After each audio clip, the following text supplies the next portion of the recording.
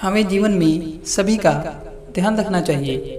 हमें ऐसा कोई भी काम नहीं करना चाहिए जिससे हमारे साथ साथ दूसरों को भी दुख पहुँचे। यह कहानी भाग्य का लिखा अद्भुत कहानी है। इस कहानी को आपको पूरा सुनना होगा, तभी मज़ा आएगा। और अगर मज़ा आए तो वीडियो को लाइक ज़रूर करिएगा। तो कहानी को हम शुरू करते हैं। राजकुमारी एक दिन अपनी सहेलियों के साथ शिकार पर चली गई। राजा को इस बात का बिल्कुल भी पता नहीं था। जब राजा ने देखा कि राजकुमारी नहीं है तो राजा ने पूछा कि राजकुमारी कहाँ चली गई। सेनापति आया और कहने लगा कि राजकुमारी आज अपनी सहेलियों के साथ शिकार पर गई हुई हैं, जबकि उन्हें ऐसा नहीं करना चाहिए था। राजा को जब यह बात पता चली तो उन्होंने सिपाहियों को भेजा राजकुमारी को वापस लाने के लिए। राजकुमारी अपने शिकार में इतनी मगन हो चुकी थी, उन्हें यह भी नजर नहीं आ रहा था कि वहाँ पर एक साधु महाराज जी तपस्या कर रहे हैं। साधु महाराज जी को शिकार समझकर राजकुमारी ने तीर चला दिया और साधु महाराज जी को तीर लगा। जब राजकुमारी साधु महाराज जी के पास गई और उन्होंने देखा कि साधु महाराज जी के तीर लग गया है, उन्होंने माफ़ी मांगनी चाहिए। साधु महाराज जी ने कहा, अब तुम्हें इस बात की सज़ा मिलेगी। मैं यहाँ पर तपस्या कर रहा था, तुमने मेरी तरफ ध्यान नहीं दिया और मुझे तीर लग गया। राजकुमारी ने बहुत बार विनती की, लेकिन साधु महाराज जी ने उन्हें क्षमा नहीं कर रहे थे। साधु महाराज जी ने अपने मंत्रों को राजकुमारी पर जल से जैसे ही फेंका तो राजकुमारी गिलहरी के रूप में आ गई। राजकुमारी गिलहरी बन चुकी थी और साधु महाराज जी मरने को तैयार ही नहीं थे।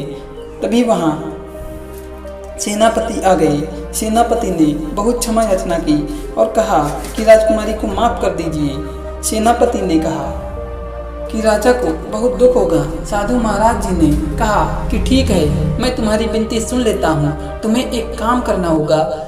उस पहाड़ी पर एक ऐसा फूल होता है जिसको लाकर तुम राजकुमारी को खिला दोगे तो वह वैसे ही रूप में आ जाएगी जैसे वह पहले थी।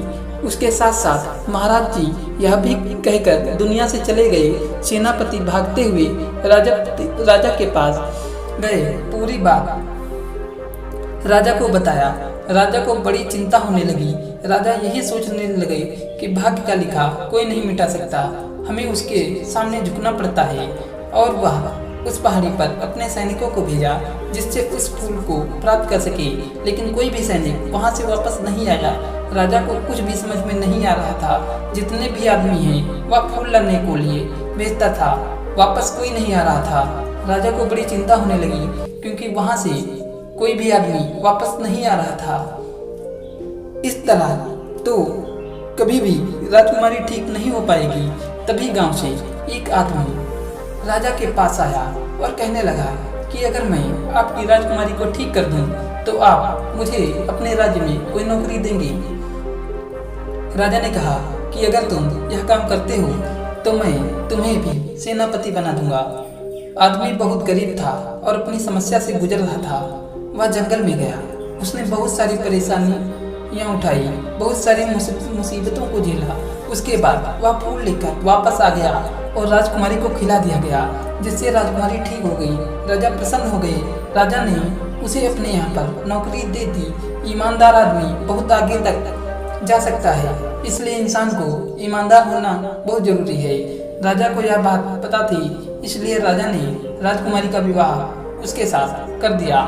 हमें अपने जीवन में ईमानदारी के साथ अपने सभी काम करने चाहिए। हमारी ईमानदारी एक दिन हमें कामयाबी तक पहुंचा देगी। अगर आपको यह कहानी भाग्य का लिखा कभी नहीं मिटता पसंद आई है तो आप इसे शेयर कर सकते हैं और कमेंट करके बता सकते हैं कि इस कहानी में कहाँ पर गलती हुई है। धन्यवाद।